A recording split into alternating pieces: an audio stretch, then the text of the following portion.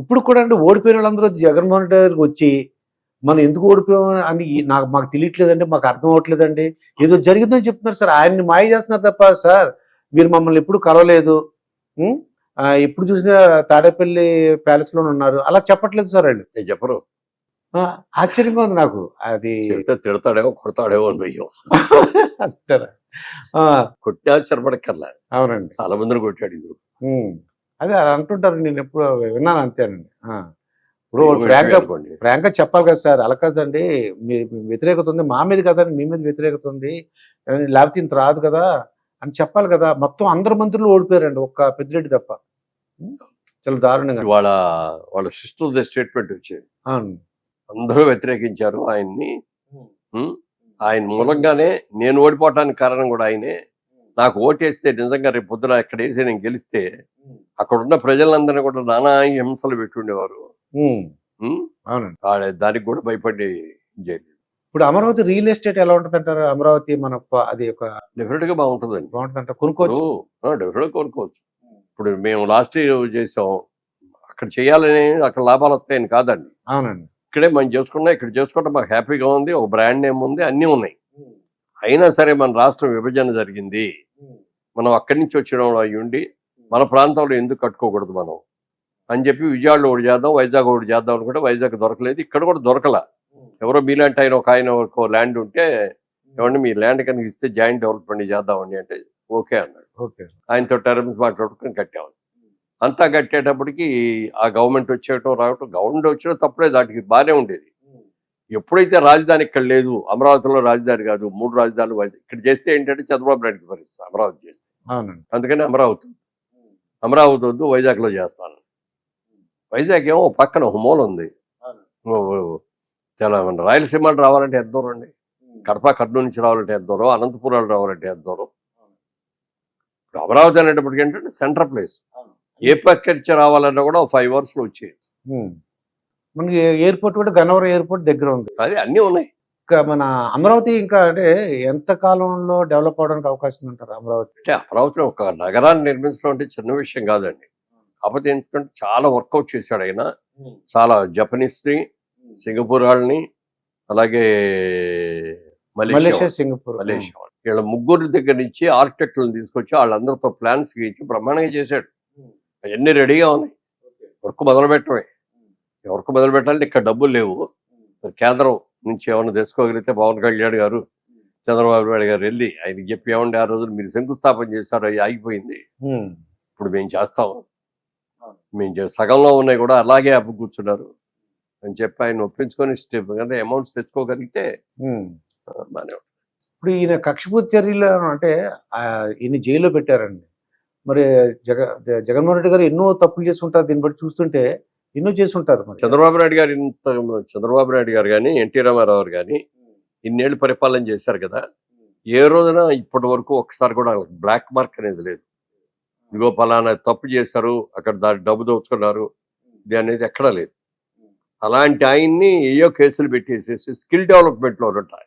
Skill development ఉండే budget ఎంత, అది డైరెక్ట్ గా వాళ్ళకి వెళ్తుంది తప్ప ఈయనకే వస్తుంది. స్కిల్ డెవలప్మెంట్ అనేది మొదటి నుంచి కూడా ఏ పని చేశాడైనా దాంట్లో స్కిల్ ఎట్లా ఉంటుందో తెలుసుకోవాలి, నెంబర్ 1. దానికోసం ఎక్విప్మెంట్స్ ఉంటాయి, బోల్డ్ మిషనరీ, అవన్నీ కూడా మేము ఫ్రీగా ఇస్తామని చెప్పి చంద్రబాబు నాయుడు గారు పెట్టారు. మేమందరూ కూడా ఇచ్చాం ఇన్స్ట్రుమెంట్స్. వాళ్ళ తాపి వాళ్ళు గారు వడ్డంగి వాళ్ళు ఉన్నారనుకోండి, దూరం కొయ్యాలంటే రబ్బం పెట్టి చాలా సేపు చేసేవారు, అది చేసిన తర్వాత చిత్రికి పెట్టేవారు. ఇప్పుడు అవన్నీ మిషన్లు వచ్చేసి పటపటగా అయిపోతాయి, నిమిషాల మీద అయిపోతాయి. మీరు ఇది పెట్టుకొని చిత్రికి పట్టాల్సిన అవసరం తిప్పాలంటే చాలా ఎక్కువ ఊరే ఇది పెట్టేసి ఇది పెడితే మోటార్ టక్ పని దిగిపోతుంది, 30 seconds లో అయిపోతాయి. ఎన్ని స్కిల్ డెవలప్మెంట్ లోకి వస్తాయి. ఈ ఇన్స్ట్రుమెంట్స్ కూడా వాళ్ళకి ఇచ్చి మీరు ఎంత నేర్పి వాళ్ళకి ఇదని ఒక మంచి ఇది. స్కిల్ డెవలప్మెంట్ లేకుండా మీరు ఏ పని చేయలేరండి సరిగ్గా. స్కిల్ డెవలప్మెంట్ ఏంటంటే బాగా చేయిస్తూ, తొందరగా చేయిస్తూ, ధర కూడా తగ్గేటట్టుగా కొత్త టెక్నాలజీ తెలుసుకోవడం ఉంటుంది. ఇవన్నీ కూడా అది కోసం అంత బాగా చేసి దాంట్లో చేరిన వాళ్ళందరూ చక్కగా వాళ్ళ బ్రహ్మాండంగా ఉండి వాళ్ళందరూ కూడా స్టేట్మెంట్ ఇచ్చారు. మేము స్కిల్ డెవలప్మెంట్ లో ఇది నేర్చుకున్న తర్వాత ఇవాళ మంచి ఇదిలో ఉన్నాం. ఎక్కడో ₹1 ఇదయిందో చెప్పండి. 300 కోట్లు 400 కోట్లు అన్నాడు, అసలు ఇచ్చిందే దానికి 90 కోట్లు ఆ స్కిల్ డెవలప్మెంట్కి ఇచ్చింది. ఈయన 300 కోట్లు ఎక్కడ నుంచి తింటాడు? వెళ్ళి చూసుకోమన్నారు. సరే ఆయన్ని తీసుకెళ్లి జైల్లో పెట్టాడు. ఆయన ఉద్దేశం ఏంటంటే నేనే కాదు జైల్లో చంద్రబాబు నాయుడు ఉన్నాడు, రామోజీరావు కూడా ఉన్నాడని చెప్పి చాలా ప్రయత్నం చేశారు. రామోజీరావు గారిని ఒక్క రోజున తీసుకెళ్లి జైల్లో పెట్టాలని చాలా ప్రయత్నాలు చేశారు. ఆయన ఎక్కడ దొరకడు ఆయన, ఎందుకంటే ఏమి తప్పు చేయడు ఆయన. ఎప్పుడు కూడా తన కాళ్ళ మీద తలబడి మార్గదర్శి ఎంత గొప్పదండి. వాళ్ళ మన ఇండియాలో ఉన్న బ్యాంక్స్ అన్నిటి కొట్టుకుంటే ది బెస్ట్ ఈజ్ మార్గదర్శి అండి. అందులో కంప్లైంట్స్ లేవు, ఎవరికి మోసం చేయలేదు, అందులో పెట్టిన వాళ్ళందరూ బ్రహ్మాండంగా హ్యాపీగా ఉన్నారు. అంత బాగా నడిచేదాన్ని దాన్ని కూడా మూతపడిపోయి వాళ్ళని తీసుకొచ్చి రామోజీరావుని జైల్లో పెట్టాలి. బట్ వల్ల కాల. రామోజీరావు గారు కూడా ఈ కూటమి గెలిచిందని తెలిసిందైతే చనిపోయారులేండి. తెలిసాకే. అది చూడాలని ఆయన చాలా బట్లో బాగాలేదు, ఏ రోజు చచ్చిపోతాడో తెలియట్లేదు. బట్ ఈ గవర్నమెంట్ పడిపోవాలి, ఈ గవర్నమెంట్ ఇట్లా ఉంటే నాశనం అయిపోద్ది ఆంధ్రప్రదేశ్. అది నేను చూడాలి, చూసి చచ్చిపోవాలనుకున్నాడు. కరెక్ట్ గా చూసి చచ్చిపోయాడు. అది రిజల్ట్స్ వచ్చిన తర్వాత చూసి చాలా ఆనందంగా చూసి 3 రోజుల తర్వాత 4 రోజుల తర్వాత అది చాలా ఆనందంగానే వర్క్ చేసుకుంటూ చనిపోయారండి. ఆయన ఇంట్లోనే హాస్పిటల్ ఏర్పాటు చేశారు. ఆయనకి బెడ్ మీదే ఉండి కూడా ఎడిటోరియల్ చేసినప్పుడు ప్రతిదీ కూడా ఆయనే రాస్తాడు, ఆయనే చూస్తాడు. ఆయన రాయకపోయినా ఆ డిపార్ట్మెంట్ వాళ్ళు ఎవరన్నా రాసినా కూడా ఈ దగ్గరికి రావాలి, ఈయన చూసి అప్రూవ్ చేసి ఏమైనా మార్పులు చేరుకుంటే చెప్పి తెస్తే చేసుకుంటారు. ఎడిటోరియల్ కావాలన్నా పేపర్ ఆయనకి ఆరోపణాడు. అది ఈనాడు పేపర్ అన్నా, మార్గదర్శి చిట్ ఫండ్స్ అన్నా, అలాగే ఎంతమంది జాబ్ ప్రొవైడ్ చేశారండి. అంటే మొత్తం ఇండస్ట్రీస్ కానీ ఇవాళ ప్రపంచంలోనే పేరు ప్రఖ్యాతులు పొందిన రామోజీ కట్టింది ఆయన.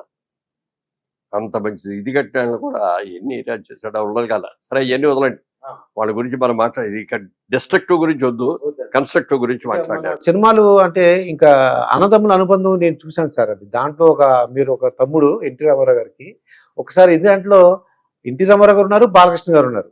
కొద్దిగా వాళ్ళ అనుభవాలు ఒకసారి చెప్పండి సార్. ఇద్దరు ఇప్పుడు మీరు అంటే ఎన్టీ రామారావు గారితో మీకున్న పరిచయాలు, అలాగే బాలకృష్ణ గారితో. ఎన్టీ రామారావు గారు అంటే నేను మామూలుగా సినిమా ఇండస్ట్రీలో నాకు నాగేశ్వరరావు గారు అంటే ఇష్టం, బాగా ఇష్టం. నాగేశ్వరరావు గారు ఇబ్బంది, నాగేశ్వరరావు సినిమా బాగా చూసేవాడి. అయితే ఎన్టీ రామారావు గారి సినిమాల్లో జానపదంలో ఎన్టీఆర్ అంటే ఇష్టం, పౌరాణికలో ఎన్టీఆర్ అంటే ఇష్టం. అవునండి. ఆయన ఒక కింగ్ లాగా లేకపోతే హార్స్ రైడింగ్ చేస్తా, కత్తిపుత్రులు యుద్ధం చేస్తా, కత్తి యుద్ధాలు, అలాగే పౌరాణిక పాత్రలు, ఈ కత్తి నోట్లో పెట్టుకుని గుర్రం మీద వెళ్ళటం, అవన్నీ ఆయన ఇష్టం నాకు. అప్పుడు అనుకునేవాడిని ఎప్పుడైనా ఎన్టీ రామారావు కలుస్తానా ఒకసారి అభిషేక్ వెళ్దామని. ఏలూరులో మన రాజగోపాల్ వెంకటరత్న గారు అని ఉండేవారు, తూర్పులో ఉంటారు. వాళ్ళ అమ్మాయికి పెళ్లి అయింది. వాళ్ళ అమ్మాయి ఎల్వి ప్రసాద్ గారి అబ్బాయి, రెండో అబ్బాయి ఆనంద్ బాబు అని ఆయన చేసుకున్నారు. పెద్ద ఆయన, రెండో ఆయన పెద్ద ఆయన ఆనంద్ బాబు గారు. ఆనంద్ బాబు గారు పెళ్లి అది ఏలూరులో జరిగింది. అప్పుడు ఎల్వి ప్రసాద్ గారి దగ్గర నుంచి మాకు శుభలేఖలు వచ్చింది. అంత పెద్ద శుభలేఖలు ఇస్తారు. మా కుటుంబంతో వాళ్ళకి పరిచయాలు ఉన్నాయి, మా చుట్టరకాలు ఉన్నాయి. అది పంపి అప్పుడు వెళ్ళినప్పుడు చూసాం దూరంగా రామారావుని, నాగేశ్వరరావుని, ఆర్యనాగేశ్వరరావుని, ఈశ్వర రంగారావుని, సావిత్రి గారిని, జమున గారిని, అంజలి గారిని, అందరం మొత్తం ఇండస్ట్రీ అంతా వచ్చారు. దూరం నుంచి చూసాం. షేక్ హ్యాండ్ ఇవ్వాలని ట్రై చేశా కానీ కుదరలా. సరే 15 సినిమాలు ఎన్నో అయినాయి అప్పటికి. నేను జగమేమ అయిన తర్వాత ఏ సినిమాలో కూడా ఎన్టీఆర్తో కలిసి చేయలే. ఓ రోజున పీతాంబరం గారని ఎన్టీ రామారావు గారికి మేకప్ మ్యాన్, ఆయన వాళ్ళ బ్రదర్ శేఖర్ గారని కెమెరామెన్, వాళ్ళిద్దరూ వచ్చారు నాకు షూటింగ్ దగ్గరికి. వచ్చేసేయండి ఒక 5 minutes మాట్లాడాలి మీతో, ఫ్రెండ్స్ సార్ కూర్చోండి, పక్కన కుర్చీలో వేయించి కూర్చోబెట్టి. ఇట్లా మేము యాదవ్కి బారాత్ అనే సినిమా హిందీ సినిమా కొన్నాం మేము, అది తెలుగులో తీద్దాం అనుకుంటున్నాము. దాంట్లో 3 హీరోళ్ళు, దాంట్లో ఎన్టీ రామారావుని పెద్ద ఆయన క్యారెక్టర్ చేస్తాము, బాలకృష్ణ గారిని చిన్న ఆయన క్యారెక్టర్ చేస్తాము, మధ్యలో హీరో లాగా హీరోయిన్ తో డ్యూయెట్లు ఇవి. అదే 3 అన్నదమ్ముల మధ్యలో కథ పూర్తిగా ఒక ఆప్యాయంగా ఉండే కుటుంబంలో విడిపోయి ఎక్కడెక్కడో అయిపోయినా మళ్ళీ ఎలా కలుసుకున్నారు, రీయూనియన్ ఎలా జరిగింది అన్నది ఇలాంటి సబ్జెక్ట్ అండి. అందులో ఆ రెండో హీరో క్యారెక్టర్ ఉంది. దాని గురించి మీతో అడగటానికి వచ్చామండి అన్నాడు. చాలా సంతోషపడి అందుకంటే కావాల్సింది ఏంటంటే అనగానే ఒక కండిషన్ అంటే ఎన్టీ రామారావు మిమ్మల్ని చూడాల, ఆయన దగ్గరికి తీసుకెళ్తాం మేము, ఆయన చూసి ఆయన ఓకే అంటే మీ వేషం కన్ఫర్మ్ రండి, ఆయన కనుక లేదు ఇంకోటి చూద్దామని అంటే మాత్రం మీకు రాదు, దీన్ని మనసులో పెట్టుకొని రండి అంటే ఆయన్ని తీసుకెళ్లారు. అంటే బాధపడకుండా ముందే చెప్పారు, కౌన్సిలింగ్ అంటే ముందే చెప్పి రామారావు కూడా చెప్పినట్టున్నారు. తీసుకొస్తున్నామండి అని. మేకప్ రూమ్ లో ఆయన టచ్ అప్ చేసుకుంటున్నారు మధ్యాహ్నం పూట లంచ్ అయిన తర్వాత. డోర్ తీసుకొని లోపలికి బ్రదర్ రండి మురళీమోహన్ గారు వాళ్ళు తిరిగి మొహంది కూడా చెప్పలా టచ్ అప్ చేసుకుంటారే మరి అద్దంలో చూసారో లేకపోతే నేను వస్తానని తెలిసి అన్నారు కానీ రండి బ్రదర్ మురళీమోహన్ గారు అంటే ఆయన స్టేటస్ కి నన్ను గారు అని పిలవాల్సిన అవసరం లేదు. ఆయన అందరినీ గారు అని పిలుస్తారు, ఎవరిని కూడా నువ్వు అని కూడా అందరూ అంత గౌరవంగా పిలవటం అనమాట. అనగానే లేచి వెళ్ళి నాకు తెలియకుండా వెళ్ళి కళ్ళకి దండం పెట్టేశాను. ఓకే, ఎవరికి మనకి కళ్ళకి దండం పెట్టాలనేది మనకు అలవాట్లేదు. అవును, కృష్ణుడు కదా సార్ మనకి. అదే కృష్ణుడు ఆయన చూడగానే తెలియకుండా వెళ్ళి దండం పెట్టేస్తాను పాదాలు. సరే బ్రదర్ మంచి క్యారెక్టర్ ఇది, నేను ఉన్నా బాలయ్య బాబు ఉన్నాడు, నాకు హీరోయిన్ లేదు డ్యూయెట్లు లేవు ఏమీ లేవు, నాకు హీరోయిన్ డ్యూయెట్లు అన్ని నీకు, స్టేజ్ సాంగ్లు అన్ని బాలయ్య బాబుకి, ముగ్గురు చేస్తాం, చాలా మంచి క్యారెక్టర్ చేయండి అన్నారు. సార్ మీరు ఇస్తే తప్పకుండా చేస్తాను సార్, ఇంత మంచి అవకాశం నాకు ఎట్లా వస్తుంది, ఈ పక్కన నడిచేది చేసేది ఎంత మంచి వేషం ఇస్తే తప్పకుండా సార్ అంటే జైన్ బ్రదర్ చేద్దాం, ముగ్గురు కలిసి బ్రహ్మాండంగా చేద్దాం, మంచి హిట్ అవుతుంది సినిమా, చాలా మంచి సినిమా అన్నారు. ఇక అది నిజంగా మధుర క్షణాలు, నా జీవితంలో మర్చిపోలేని మధుర క్షణాలు ఆ సినిమా చేసిన రోజులు.